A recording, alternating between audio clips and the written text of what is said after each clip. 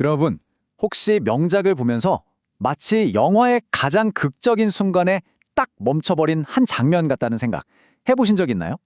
오늘은 신성한 분노와 인간의 탐욕이 부딪히는 바로 그 찰나를 포착한 그림 속으로 한번 들어가 보려고 합니다. 그림에 흩어져 있는 단서들을 모아서 격렬한 이야기의 조각들을 함께 맞춰보는 거죠. 자, 저와 함께 탐정이 되어서 이 그림 속 사건을 수사해 보시겠어요? 자, 첫 번째 단서부터 살펴볼까요? 신성한 혼돈의 현장입니다. 모든 위대한 미스터리가 그렇듯 시작은 아주 혼란스러운 사건 현장이죠. 이 그림, 처음 딱 보면 정말 완전한 혼돈 그 자체처럼 보여요. 하지만 이 안에는 아주 분명한 질서랑 이야기가 숨어 있습니다. 지금부터 그 미스터리의 시작점을 한번 찾아보겠습니다.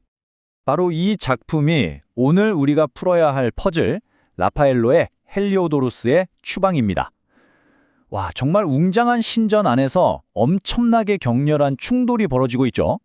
언뜻 봐서는 누가 누구를 공격하는 건지 또 왜 이런 소동이 일어났는지 바로 알기가 어렵습니다. 모든 게 막 뒤엉켜 있는 것처럼 보이거든요. 그럼 이 복잡한 장면을 대체 어디서부터 풀어야 할까요? 모든 미스터리가 그렇듯이 가장 중요한 단서에서부터 시작해야겠죠? 자, 그림의 가장 중심부로 시선을 한번 옮겨서 첫 번째 증거를 찾아보겠습니다.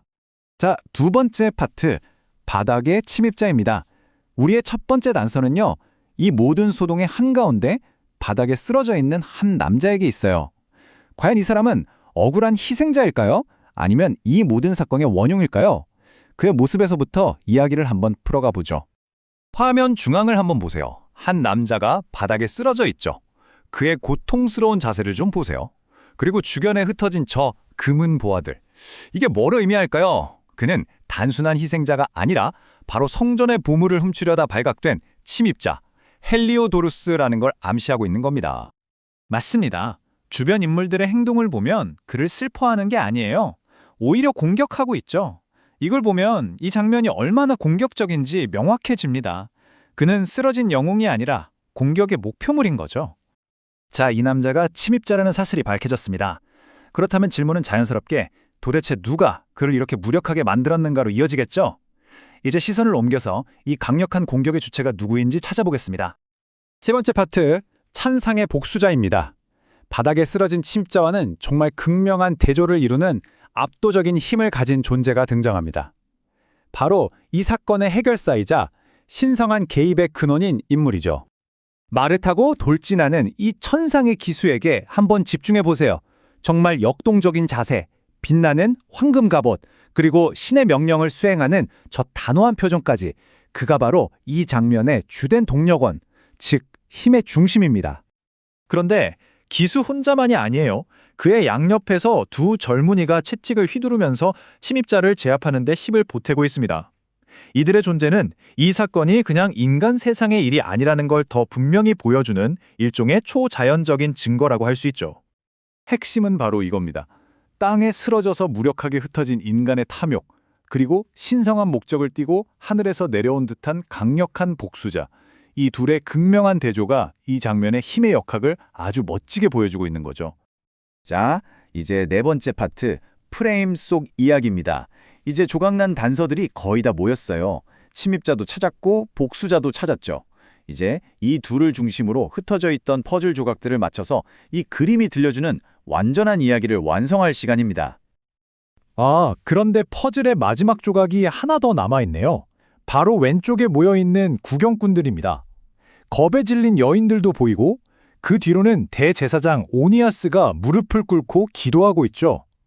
그들의 경외심과 공포가 뒤섞인 이 반응이 지금 벌어지는 일이 성스럽고 기적적인 일이라는 걸 확실하게 증명해 줍니다.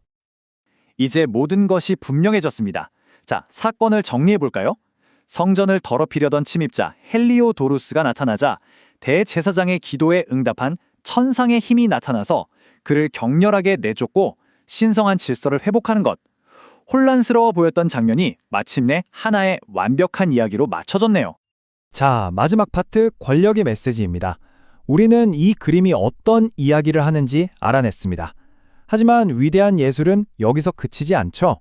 이 이야기 너머에 화가 라파엘로와 그의 후원자였던 교황 율리오 2세가 세상에 전하고 싶었던 더 깊고 강력한 메시지는 과연 무엇이었을까요? 이 그림은요, 그냥 성서 이야기를 예쁘게 그린 게 아니에요. 이건 당시 교황의 권위와 교회의 재산을 넘보는 모든 세력에게 보내는 아주 강력한 경고, 즉 하나의 선언문이었던 겁니다. 작품에 담긴 핵심 메시지는 아주 명확합니다. 교회의 신성한 권위는 반드시 보호받는다. 교회를 향한 탐욕은 끔찍한 결과를 초래할 것이다. 그리고 신의 힘은 절대적이다. 바로 이런 교훈이죠. 예술이 이처럼 강력한 정치적, 도덕적 이야기를 전하는 도구가 될 수 있다는 걸 보여주는 정말 좋은 예입니다. 결국 이 그림의 모든 디테일은 결코 우연이 아닙니다.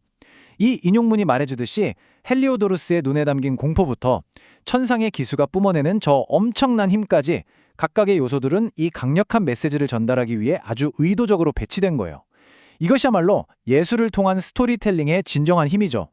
마지막으로 질문 하나를 던지면서 마무리하겠습니다. 이 그림은 신성한 것을 짚으려는 강력한 의지를 보여줍니다.